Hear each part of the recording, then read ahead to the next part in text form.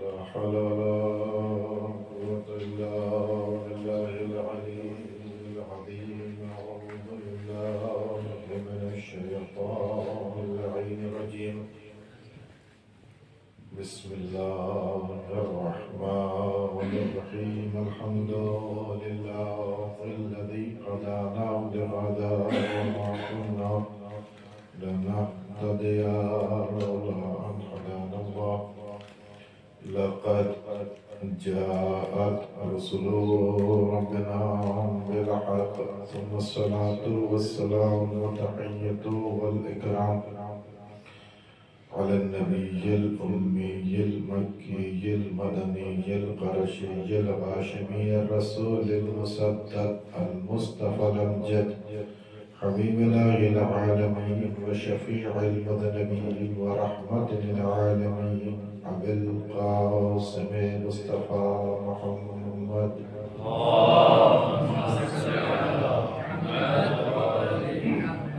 وعلى أهل بيته الطيبين الطاهرين المعصومين المظلومين ولعنة الله على أعدائهم أجمعين منكري فضائلهم وغاصبي حقوقهم. رب اشرح لي صدري ويسر لي أمري واحلل عقدة من لساني يفقهوا قولي. أما بعد فقد قال الله سبحانه وتعالى في القرآن الحكيم وهو أصدق الصادقين وقوله الحق. بسم الله الرحمن الرحيم. إن الذين قالوا ربنا الله ثم استقاموا تتنزل عليهم ملائكة لا تخافوا ولا تحزنوا. صلوات القمر اللهم صل على محمد وآل محمد. مرحوم شیخ محمد حنیف بن شیخ مغل اور ان کی روح کو سلام.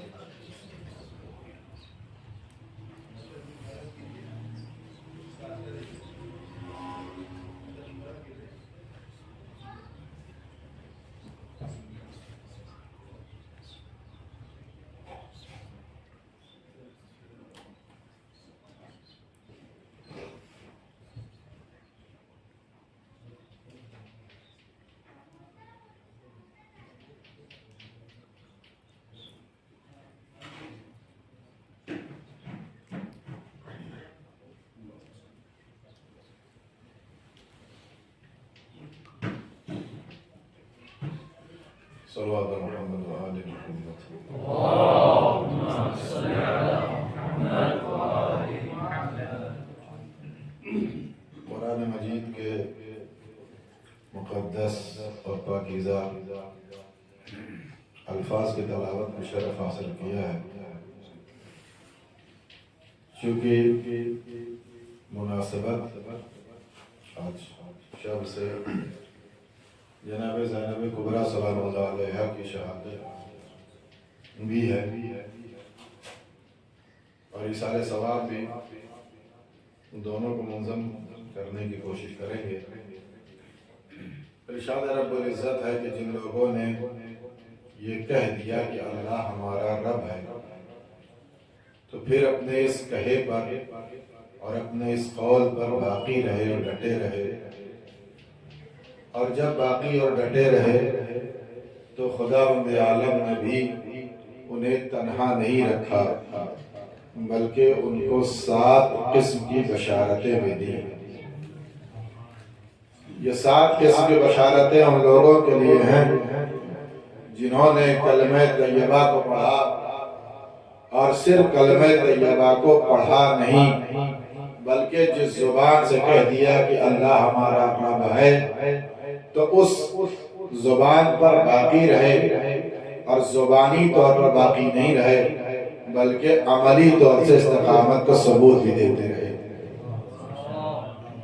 اس لیے کہ زبانی دعویٰ بلا دلیل کے نہیں قابل قبول.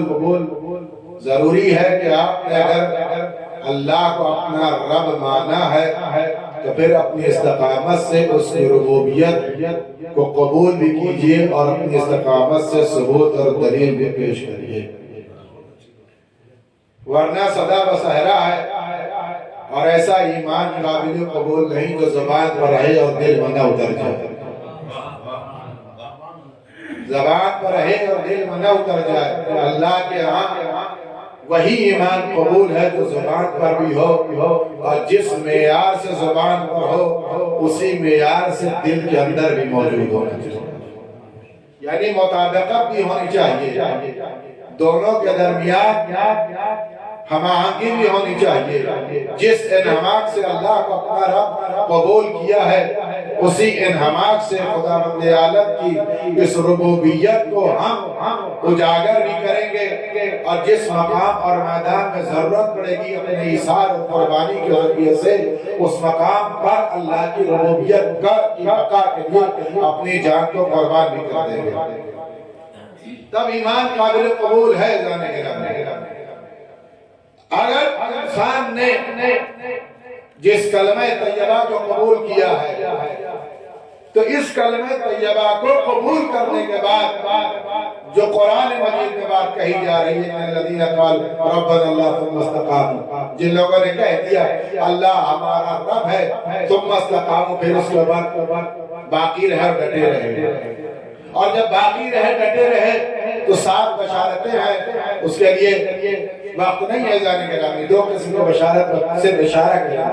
تتنزل علیہم الملائکہ، پھر وہ اکیلے نہیں ہیں، ان کی استقامت کو اللہ نے ایسے سراہا ہے کہ تم اپنی قربانی جس عالم میں دینا چاہتے ہو ہمارے کلمہ طیبہ کی بقا کے لیے، تو جب تم نے ہمیں باقی رکھنے کے لیے اپنی جان قربان کر دی ہے تو ہم بھی تمہیں آخری زندگی کے آخری لمحے تک تمہارے تصویر کو مرنے نہیں دیں گے۔ تتنزل علیہم ملائکہ، مسلسل ملائکہ کا نزول تم پر ہوتا رہے گا۔ لا تخافوا ولا تحزنوا، نہ تم کو دنیا سے جانے کا کوئی غم ہوگا نہ اللہ کی بارگاہ میں پہنچنے کا کوئی خوف ہوگا۔ یعنی کیا مطلب؟ جب تم اللہ کی بارگاہ میں آؤ گے تو بالکل نفس مطمئنہ کی حیثیت سے اللہ کی بارگاہ میں پہنچو گے، تمہارا نفس اللہ کی بارگاہ میں مطمئن ہو گیا۔ اور بڑا کمال ہے اگر انسان اللہ کی بارگاہ میں حاضر ہو اور اپنے عمل پر اتنا مطمئن ہو کہ جب اللہ کی بارگاہ میں جائیں گے تو اس کے جلوے کو ہم دیکھ کر کے پشیمانی کا شکار نہیں ہوں گے، خوف نہیں ہوگا، اطمینان ہوگا اللہ کی بارگاہ میں پہنچنے۔ اسی لیے اللہ نے جن لوگوں کو چیلنج کیا ہے اس عنوان سے چیلنج کیا ہے کہ اگر تم ان باتوں میں سچے ہو تو اپنی موت کی تمنا کرو۔ اس کا مطلب یہ ہے کہ موت کی تمنا کرنا یہ صادقین کی علامت ہے، اور صادقین وہی ہوتے ہیں جن کا نفس مطمئن ہوتا ہے۔ ایک تمہید آپ کی خدمت میں ایزانے کے لئے، نفس مطمئن ہوتا، نفس مطمئن کب ہوگا؟ انسان کے نفس میں تزلزل کب ہوتا؟ جب اس کے عمل میں استقرار نہیں ہوتا، جب اس کے عمل میں وہ ثبوت اور استقلال اور استحکام اور مضبوطی نہیں ہوتی ہے کہ جس بلندی پر اللہ اسے دیکھنا چاہتا ہے، جو قانون قدرت ہے ترقی کے، ان قانون قدرت کو اللہ کی بارگاہ میں اس نے فالو نہیں کیا ہے۔ وہاں تک پہنچنے کے لیے جو ارتقاء کے منازل ہیں ان کو طے کرنے کے لیے اس نے اپنے جذبات کو قربان تو کیے ہیں، لیکن اس منزل تک پہنچنے کے لیے اس اپنے نفس کو مطمئن نہیں کر سکتا۔ قانون قدرت کیا ہے؟ کسی چیز کی بقا کے لیے، بالخصوص ہم لوگوں کو کسی چیز کی بقا کے لیے کچھ عناصر ہیں، کچھ قوانین ہیں۔ جب وہ قوانین کے تحت انسان اس میں اترتا ہے تو پھر پائیدار بھی ہوتا ہے، مضبوط بھی ہوتا ہے۔ سب سے پہلا عنصر انسان کی کامیابی کا اور اس کی ترقی کا آغوش مادر ہے۔ تربیت کا پہلو بہت زندگی میں بہت اہمیت رکھتا ہے، بہت اہمیت رکھتا ہے۔ تربیت اگر انسان کی اچھی ہوئی ہے، پہلا زینہ اگر اچھا ہے تو پھر جتنے زینے اس کے اوپر بنیں گے وہ خود بخود اسی کی استقامت پر بالکل سیدھو سیدھ بنتے چلے جائیں گے۔ اگر پہلا ہی زینہ ٹیڑھا ہو گیا پھر عمارت تک پہنچنا ممکن نہیں ہے، اس بلندی پہ پہنچنا ممکن نہیں ہے۔ ایزان کرام لہذا ضروری ہے کہ انسان کی زندگی کے ترقی کے عناصر میں سے پہلا عنصر یہ ہے کہ انسان کی تربیت بہت اچھے ماحول میں ہو. ماحول جیسا ملے گا آپ ظرف مصروف کچھ بھی نہ ہو، جیسا ظرف ہوگا مصروف ویسا تیار ہوتا چلا جائے گا. آپ لہذا ضروری ہے کہ ماحول بہت اچھا ہونا چاہیے. ایک چھوٹا سا دانہ، گیہوں کا دانہ یا کوئی بھی دانہ آپ لے لیجیے، جس کی کوئی حیثیت نہیں ہے، اس کی کوئی اوقات نہیں ہے، اس کا اپنا کوئی وزن نہیں ہے، کوئی شکل نہیں ہے، اس کے ثبوت کے اوپر ابھی کوئی دلیل نہیں ہے، یہ باقی رہے گا یا نہیں رہے گا. اگر اس کو باقی رہنا ہے تو قانون ہے اور اس قانون کے تحت چلے گا تب باقی رہے گا، اور صرف باقی نہیں رہے گا، پھر بہت سے لوگوں کی بقا کی ضمانت بھی بنے گا. تنہا باقی نہیں رہے گا. خود جی کر کے زندگی گزارنے فائدہ نہیں ہے. مقصد حیات یہ ہے کہ ہم ایسا پائیدار درخت بنے کہ جس کے سائے میں کچھ لوگ کچھ دیر ٹھنڈی سانس تو لے سکے.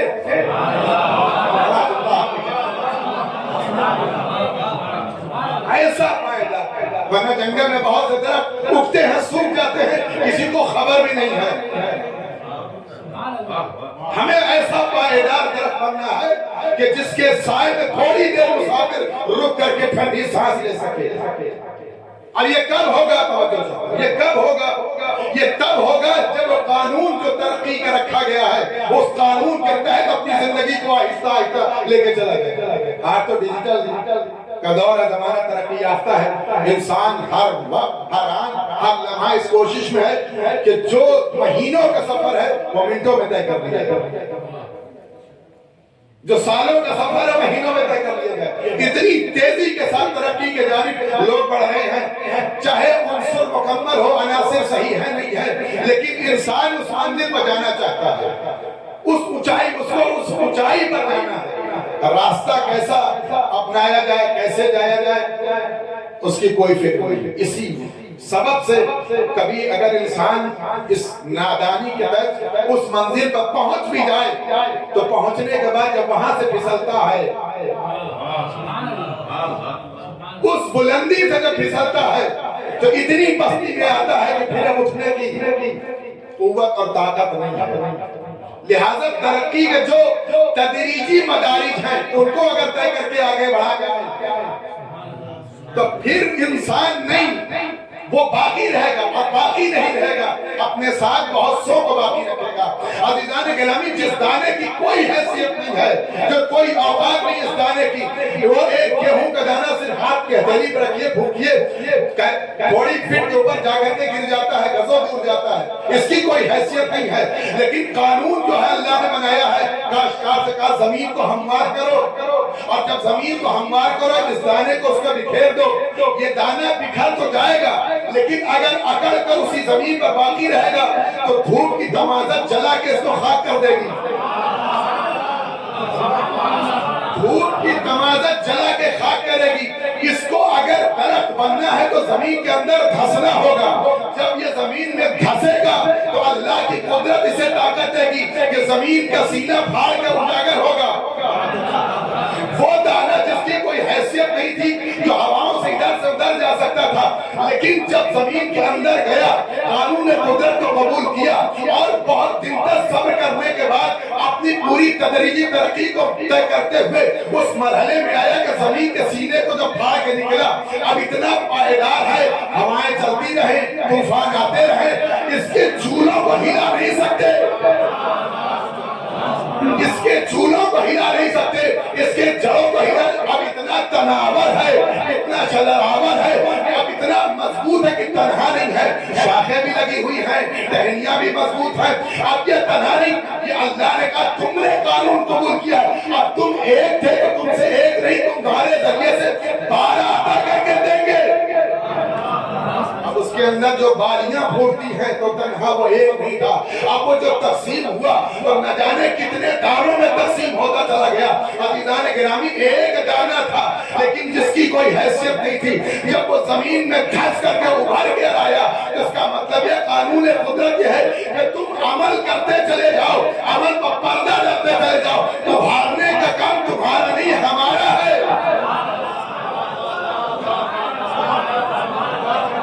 ہمارا کام ابھارنے کا نہیں ہے, ہمارا کام ابھارنے کا. تم کتنوں کو بتاؤ گے؟ تم دو چار کو بتاؤ گے, اپنے رفقا کو بتاؤ گے, خاندان عشیرے کو بتاؤ گے؟ نہیں, تمہاری حیثیت جہاں تک ہوگی وہیں تک اپنی بات پہنچاؤ گے. لیکن جب ہم اجاگر کرنے پر آئیں گے تو ہم ساری دنیا کو تمہارا تذکرہ پہنچا دیں گے. صلوات بر محمد وعلی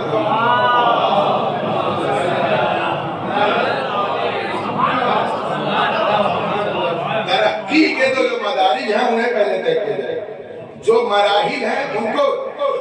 لہذا ایمان کی اہم سیڑھیوں میں سے سب سے اہم سیڑھی صبر. اگر انسان صبر کر لے گا عزیزو, ماہرین نے فرمایا کہ کسی بھی شخص کو کسی ایک سبجیکٹ میں پی ایچ ڈی کے لیے, اس سبجیکٹ میں ماہر ہونے کے لیے کسی شعبے میں 10,000 گھنٹے درکار ہے. ایک گھنٹے کی تعلیم انسان کو عالم نہیں بناتی. 2-4 دن کا مباحثہ کتاب پر دسترس حاصل نہیں کرتے. قدرت حاصل کرنے کے لیے ضروری ہے کہ ترقی کے اس راستے کو اپنایا جائے جس پر صبر کے ذریعے سے انسان گامزن رہے اور مستقیم رہے. جب مستقیم رہے گا تو بھی پائیدار بنے گا. عزیزان گرامی, ایک وہ رسی جو اس مضبوط در لکڑی پر رگڑی جاتی ہے اپنے وجود کا نشان چھوڑ کر کے ہٹتی ہے, لیکن فوراً نہیں. جب بار بار اس کے اوپر وہ رسی چلائی گئی پانی کھینچنے کے لیے تو اس نے اپنا اثر چھوڑا. لہذا یہ تو ذہن سے انسان نکال دے کہ ہم ترقی کریں گے تو بہت تیز. بالخصوص ممبئی میں ڈاکٹر ہے, ڈاکٹر ماچس والا کہا جاتا ہے اس کو, ماہر نفسیات, بہت بڑا ڈاکٹر, آپ سب جانتے ہیں. اس نے نجف ہاؤس میں آ کر کے درس اخلاق میں جملہ کہا, دنیا کے ہر شعبے میں شارٹ کٹ ہے لیکن تعلیم میں شارٹ کٹ نہیں. یہ بہت بڑا دعویٰ ہے. تو ہم جناب زینب تک جانا چاہ رہے ہیں. بس ملازہ فرمایا کہ انسان کے سب سے پہلا زینہ کیا ہے؟ تربیت صحیح ہے. اب تربیت کے لیے ماحول درکار ہے. جیسا ماحول ہوگا ویسے ہی تربیت ہوگی, اور جیسی تربیت ہوگی ویسے ہی شخصیت ہوگی, ویسے ہی شخصیت ابھر کے آئے گی. لہذا شخصیت بننا ہے, تربیت چاہیے. تربیت کے لیے ماحول چاہیے. عزیزان گرامی, جناب زینب کبریٰ کی تربیت کہاں ہوئی ہے؟ جناب زینب کبریٰ کی تربیت کہاں ہوئی ہے؟ عصمتی ماحول میں, جہاں قرآن کی آیتیں نازل ہوتی ہیں, جہاں انبیاء کا گھر کہا گیا ہے, جہاں ملائکہ کا نزول ہوتا ہے. جس گھر میں انبیاء رہتے ہو, جس گھر کو انبیاء کی دیوڑی سے تعبیر کیا گیا ہو, جہاں معصومین کا مسکن ہو, جہاں آیتیں آ کر کے انگڑائیاں لیتی ہوں, جہاں فرشتے آ کر کے احتیالیاں لیتے ہوں, جس گھر میں عزیزان گرامی فرشتے نوکر بن کے آتے ہوں, وہاں جناب زینب کبریٰ کی تربیت ہو گئی.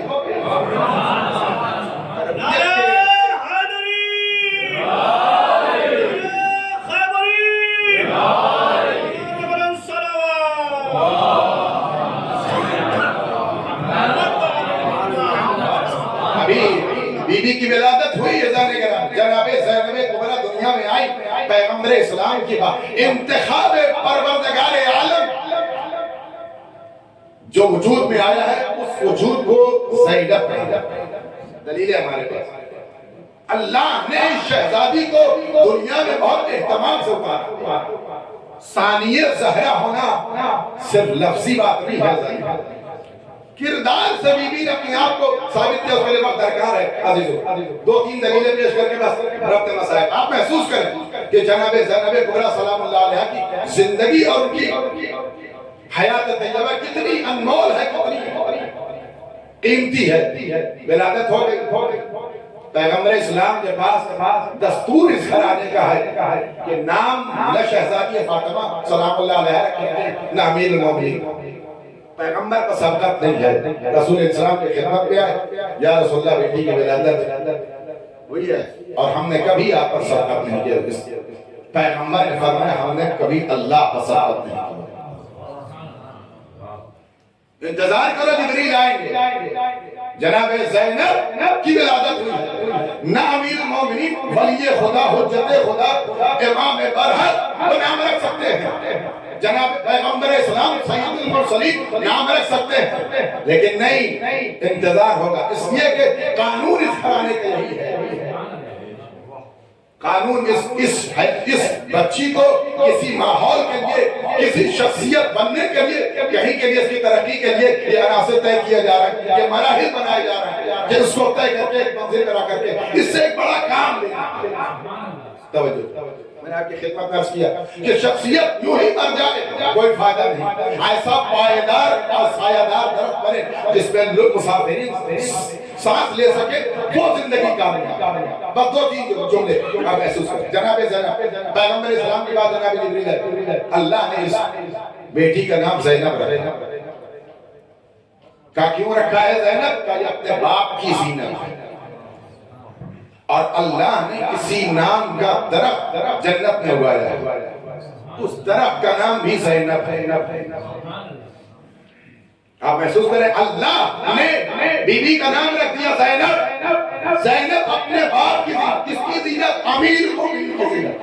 امیر المومنین وہ ہے جس کے پاس سب کو چھوڑ دیجئے مرضی رب حاصل. عزیزان گرامی، خود امیر المومنین نے نہج البلاغہ فرمایا مومن ہمیں چاہتا ہے، اس کی قیمتی زندگی بہت اہم ہے، اس کا نفس ہمارے نزدیک بہت محترم ہے. مولا کیوں؟ اپنے تمام ساتھیوں سے خطاب کر کے فرمایا تمہارا نفس ہماری ولایت کے تحت اتنا پاکیزہ ہے، جب بھی اس کو بیچنا تو کسی جنت کی قیمت سے کم قیمت نہ لینا. بڑا جملہ امیر مومنین کا یہ نہج البلاغہ جملہ ہے کہ مومن کے نفس کی قیمت، ایک مومن کے نفس کی قیمت جنت ہے. جنت سے کم کوئی چیز اس کے نفس کی قیمت نہیں بن سکتی. مومن کے نفس گرامی جس کے یہاں ایمان پایا جاتا ہے. عزیزوں، جنت سب سے آخری منزل کا نام ہے. مسلمان مرا جا رہا ہے، گڑا جا رہا ہے اور تمام طریقے سے کوشش کیا کہ جنت مل جائے، فلاں صاحب راضی ہو جائیں، فلاں اس لیے کہ جنت مل جائے. امیر مومنین نے فرمایا جنت ملنے کی بات نہیں ہے، جنت مومن کے نفس کی قیمت کا نام ہے. جنت مومن کے نفس کی قیمت کا نام ہے. اور جب جنت مومن کے نفس کی قیمت ہو سکتی ہے تو امیر المومنین کے نفس کی قیمت کیا ہو سکتی ہے؟ جب جنت مومن کے نفس کی قیمت ہے تو امیر المومنین کے نفس کی قیمت کیا ہے؟ آپ ساری خوبصورتی سمیٹ کے رکھ دیجئے، جنت سے بہتر کوئی باغ نہیں، جنت سے بہتر کوئی خوبصورتی نہیں. آخری منزل کا نام ہے جنت. ارتقاء کی آخری منزل کا نام ہے جنت. انسان کی آخری سوچ کا نام ہے جنت. وہاں تک تو مومن پہنچ چکا. امیر مومنین تو کیا دے؟ اس طرح رسالت کا. اسی لیے اللہ نے کہا اب ہمارے پاس اس سے خوبصورت چیز بتی نہیں، ہم نے مومن کو دے دیا. یعنی تم ہمارا نفس ہماری مرضی دے لو، تم اپنا نفس مجھے دے دو. صلوات پڑھیے محمد وعلیہ. اس باپ کی بیٹی کا نام ہے زینب. ایسے باپ کی بیٹی جو باپ کی زینت ہے اسے زینب کہا جاتا ہے. عزیزان جناب زینب بہت عظیم خاتون کا پہلا مرحلہ یہ ہے اللہ نے آپ کا نام رکھا. دوسرا مرحلہ کیا ہے؟ کوفے میں ہے. جناب عباس علیہ السلام کی ولادت جب ہوئی تو چند دنوں کے بعد جناب زینب اپنے بابا سے ملاقات کی. بابا کے آغوش میں جناب عباس علیہ السلام کو دیکھا اور اس طرح دیکھنے کے بعد شہزادی نے اپنے بابا سے سوال کہ بابا بھیا سے آپ بہت محبت کرتے ہیں؟ کہاں بیٹا. اس کمسنی میں آپ نے سوال کیا کہ بابا تو کیا آپ میرے دیگر بھائیوں سے بھی محبت کرتے ہیں؟ کہاں بیٹا. کہا مادر گرامی سے بھی. کہاں؟ کہا رسول اسلام سے بھی. کہاں؟ ہم سب سے محبت کرتے ہیں. اب شہزادی نے پوچھا بابا دل تو ایک ہی ہے، اتنی ساری محبتیں اور آپ کہتے ہیں کہ ہم اللہ سے بھی محبت کرتے ہیں. اس کمسنی پر امام امیر مومنین علیہ السلام نے آپ کے لبوں کا بوسہ دے کے فرمایا میری بیٹی ساری دنیا سے محبت اس لیے ہے کہ مجھ سے مجھے اللہ سے محبت ہے۔ اگر اللہ سے محبت نہ ہوتی تو کسی شے سے محبت نہ ہوتی۔ لیکن یہ سوال اپنے آپ میں اس گھرانے کی تربیت کا اثر بتا رہا ہے کہ کتنی فراست و ذہانت کا یہ سوال تھا جناب زینب کا کہ ایک دل میں اتنی محبتیں کیسے جمع ہو سکتی ہیں، اور یہی دستور جناب زینب نے باقی رکھا۔ جب کوفے میں آپ درد دے رہی تھی، امیر المومنین چلتے چلتے ستون کے پاس رک گئے، آپ کی زبان لڑکھڑانے لگی۔ جناب زینب کبریٰ جناب مریم سورہ مریم کی پہلی آیت کی تفسیر بیان کر رہی تھی، تفسیر مکمل ہو گئی۔ جناب زینب اپنے بابا سے ملنے کے لیے گھر آئی، جیسے ہی امیر المومنین نے دیکھا اپنے قریب اللہ کا بیٹا، جو تفسیر تم نے کہا بھا یا عین صاد کی بنائی ہے، یہ تفسیر تم نے کہاں سے سیکھی ہے؟ جناب زینب نے کہا بابا مجھ سے کہ مجھے اس سے بہتر کوئی تفسیر نظر نہیں آئی۔ کاف سے مراد کربلا، ہے سے مراد امام کی شہادت یعنی ہلاکت، ایک یہ سے مراد یزید، عین سے مراد آتش، اور صاد سے مراد سب، یہ تفسیر جب جناب زینب نے بیان کر لی اور امیر المومنین نے سن لیا کہ امام نے فرمایا بیٹا جو تفسیر تم نے بیان کی یہی تفسیر صحف ابراہیم اور موسیٰ میں لکھی ہوئی ہے۔ تو یہ جناب زینب کا علم ہے، یہ جناب زینب کبریٰ کی تربیت ہے۔ عزیزو یہ اللہ تیار کر رہا ہے ایک مرحلے کے لیے، اس لیے تیار کر رہا تھا کہ اس الہامی کیفیت کو جناب زینب کو وہ ارتقاء اور ترقی عطا کر رہا تھا کہ ایک بڑے مقصد کو جناب زینب کو لے کے جانا ہے۔ وہ مقصد کیا تھا؟ جب جناب موسیٰ علیہ السلام کی ولادت ہوئی اور اللہ نے کہا کہ موسیٰ کو ہم اسی ماحول میں پیدا کریں گے جہاں سے فرعون کو یہ کہہ دیا گیا، فرعون کی طرف سے کہ بچے قتل کیے جائیں گے، اگر مجھے نے بتا دیا کہ کوئی بچہ پیدا ہو گیا تیری حکومت تک تمرن دے گا، کہا ہم اس سال کوئی بچہ نہیں پیدا ہونے دیں گے۔ 2500 بچے مارے گئے۔ جناب موسیٰ کی ولادت ایسے ماحول میں ہو، جناب موسیٰ کی ماں گھبرا گئی، اللہ نے الہام کر دیا گھبراؤ نہیں، اس بچے کو صندوق میں رکھ کے دریا کے حوالے کرو۔ جناب موسیٰ کی ماں نے تفصیل آپ کے سامنے موجود ہے، حوالے کر دیا، لیکن اللہ نے یہ جناب موسیٰ کو یہ بھی ان کی ماں کو تلقین کر دی کہ یہ صندوق تنہا نہیں جائے گا۔ مفسرین نے لکھا کہ جناب موسیٰ کی بہن تھی جناب ام کلثوم، کہ تم اس صندوق کے ساتھ ساتھ جاؤ۔ دریا پر صندوق جاتا رہا، جناب موسیٰ کی بہن صندوق کے ساتھ ساتھ چلتی رہی، جتنی دور یہ صندوق گیا جناب موسیٰ کی بہن ساتھ ساتھ رہی۔ ایک لمحہ بھی اپنی نظر سے جناب ام کلثوم نے اپنے بھائی کو اوجھل نہیں ہونے دیا، صندوق بہتا رہا یہاں تک کہ قصر فرعون سے جا کے جا لگا۔ تفسیر آپ کے سامنے ہے، فرعون نے لے لیا، جناب آسیہ کے ذریعے سے صندوق آیا، جیسے ہی کھولا گیا بچہ، جناب آسیہ نے کہا کوئی اولاد نہیں اس کو پال لیتے ہیں، فرعون نے کہا جیسی مرضی۔ جناب یہ اللہ کی قدرت ہے، جہاں سے قتل کا فتویٰ صادر ہے وہیں موسیٰ کی تربیت بھی ہو رہی ہے، زندگی وہیں بچائیں گے اللہ نے گرامی، کہاں سے مارنے کا حکم ہے۔ اب جناب موسیٰ دودھ نہیں پیئیں گے تو زندہ کیسے رہیں گے؟ بڑی بڑی دائیوں کو بلایا گیا، موسیٰ دودھ پی لو، نہیں پیئیں گے، اللہ نے فرشتہ بھیج دیا موسیٰ منہ نہیں لگاؤ گے، تم پر دودھ حرام ہے ہر ایک کا۔ عزیزو قانون قدرت دیکھیے کیا ہے، اللہ اپنے مقصد کو بچانے کے لیے کتنی محنت کرتا ہے اور کتنے مراحل سے اس مقصد کو پہنچاتا ہے۔ جناب موسیٰ کی جان بچانا ہے، جناب ام کلثوم کو بھیج دیا، جناب ام کلثوم منظر دیکھتی رہی، جب جناب موسیٰ بھوک اور پیاس سے تڑپنے لگے کہ اب جہاں بلب ہو گئے جناب موسیٰ، جناب ام کلثوم آگے بڑھی، میں ایک ایسی خاتون کو جانتی ہوں جس کا دودھ یہ بچہ پی لے گا، کہ اچھا لے جاؤ۔ جناب موسیٰ کی بہن اپنے بھائی کو لے کے مادر گرامی کے پاس آ گئی، مقصد چلا کہاں سے تھا اور اپنی منزل تک آ گیا، نگرانی بھی کس کے آیا، جناب موسیٰ کی بہن کے۔ اللہ نے تفسیر کے ذریعے سے واضح کر دیا جب بھی ہم کو کسی بڑے مقصد کو بچانا ہوتا ہے تو ایک نبی کے ساتھ ساتھ ایک معصوم کے ایک بھائی بہن کو بھیج دیتے ہیں، اور وہ بہن اتنی پائیدار ہوگی جب تک اپنی منزل تک اس مقصد کو بچا نہیں لے گی، اپنے بھائی کا ساتھ نہیں چھوڑے گی۔ جیسے جناب موسیٰ کی بہن نے موسیٰ کا ساتھ نہیں چھوڑا، منزل تک پہنچا دیا، ویسے ہی جناب زینب کبریٰ نے اپنے بھائی حسین کا ساتھ نہیں چھوڑا، مدینے تک پہنچا۔ صلوات پڑھیے محمد والے۔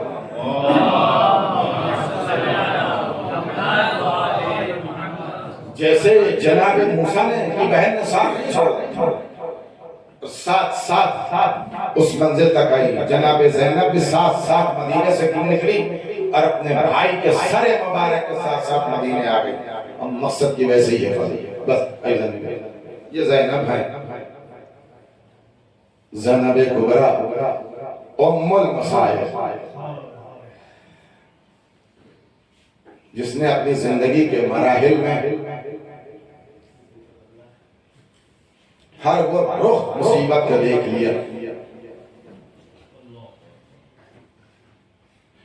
جو ایک عام بشر کے لیے برداشت کرنا شاید ممکن نہ ہو. کب سینی میں اپنے بابا اپنی ماں کا جنازہ دیکھا، اس کے بعد اپنے بابا کے دار مفارقت، اس عالم میں اپنے بھائیوں کے ذمہ دار بن گئی زینب، ڈھارس بن گئی شہزادی. امام سجاد علیہ السلام نے عالم غیر معلمہ فاہمہ مفاہمہ غیر مفاہمہ فرمایا. اس کی 7 وجہ ہیں. کسی اور موقع پر کل مجھے کہیں پڑھنا ہے، جو لوگ ہیں وہاں اس کی تشریح انشاءاللہ. کیوں کہا ہے امام نے عالم غیر معلم فاہم غیر مفاہم؟ 7 وجہ علماء نے لکھی ہے. بہت عظیم ہستی کا نام زینب کبریٰ، جس سے امامت مشورہ لے اسے زینب کہتے ہیں.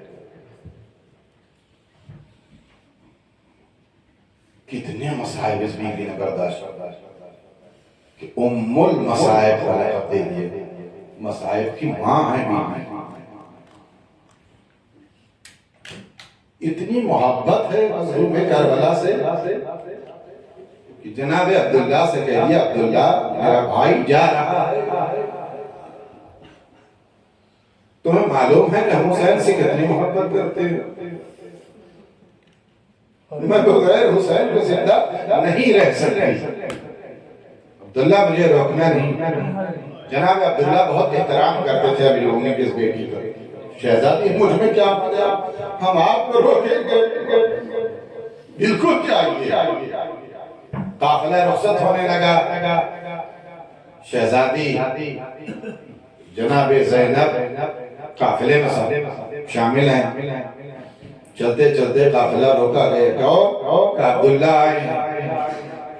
اپنے گھوڑے کو دوڑاتے ہوئے بچوں کو لے کر شہزادی کے پاس آئے. زارو قطار روتے ہوئے فرمایا بیوی حالات نے مجبور کر دیا کہ میں اپنے آقا کی مظلومی پر ناصر نہیں بن سکتا.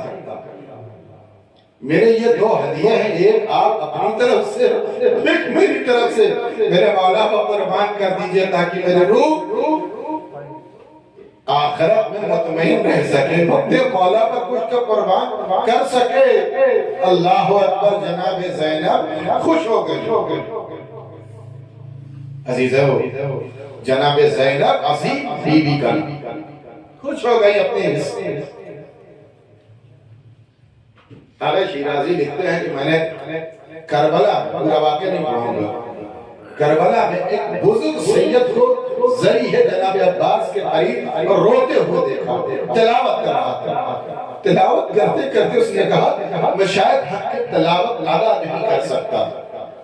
اس کی وجہ یہ ہے کہ میں معرفت نہیں رکھتا. توسل کیا. امام علیہ السلام سے ملاقات ہوئی. اس دن امام علیہ السلام سے جب ملاقات ہوئی، امام کو اس عالم میں دیکھا کہ آپ رو رہے. امام زمانہ گریہ کر رہے. اس بزرگ نے پوچھا کہ مولا آپ کیوں رو رہے؟ کہ اس لیے رو رہا ہوں تمہیں معلوم نہیں، آج میری پھوپھی زینب کی شہادت کی تاریخ ہے. وقت کا امام رو رہا ہے. اللہ اکبر. عزیزو بعض علماء بیان کرتے ہیں امام نے فرمایا میں خون کے آنسو آتا ہوں. اس میں ایک وجہ جو بیان کی گئی ہے، امام نے پوچھا کہ مولا آپ خون کے آنسو کیوں بہاتے ہیں؟ وجہ کیا ہے؟ اس لیے تم جاننا چاہتے ہو.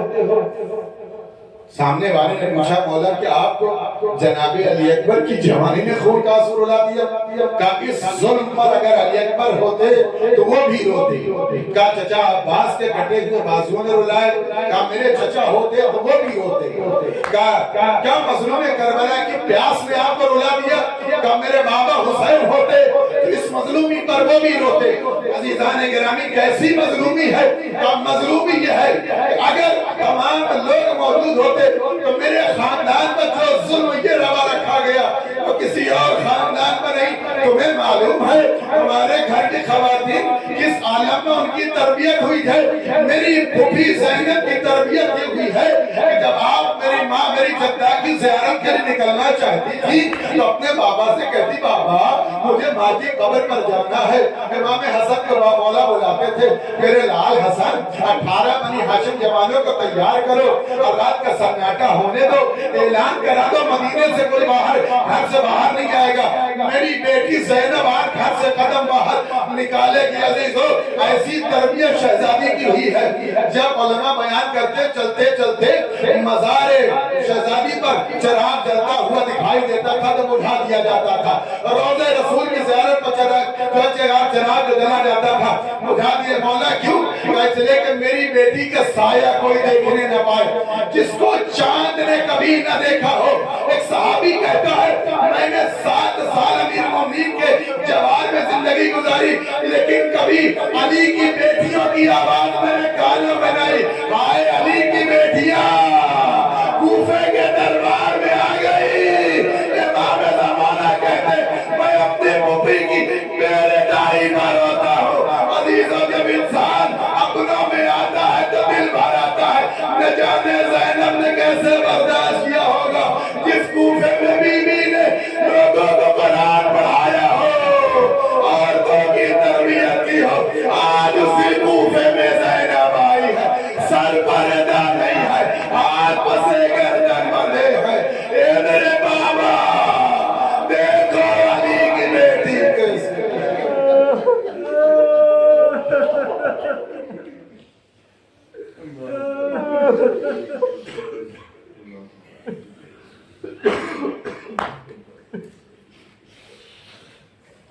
سيعلم الذين ظلموا أي منقلب ينقلبون ألا لعنة الله على القوم الظالمين. اللهم قل لوليك الحجة بن الحسن صلواتك عليه وعلى آبائه في هذه الساعة وفي كل الساعة وليا وحافظا وقائدا وناصرا ودليلا وإن حتى تسكنه الغفاة وتمتع فيها طويلا.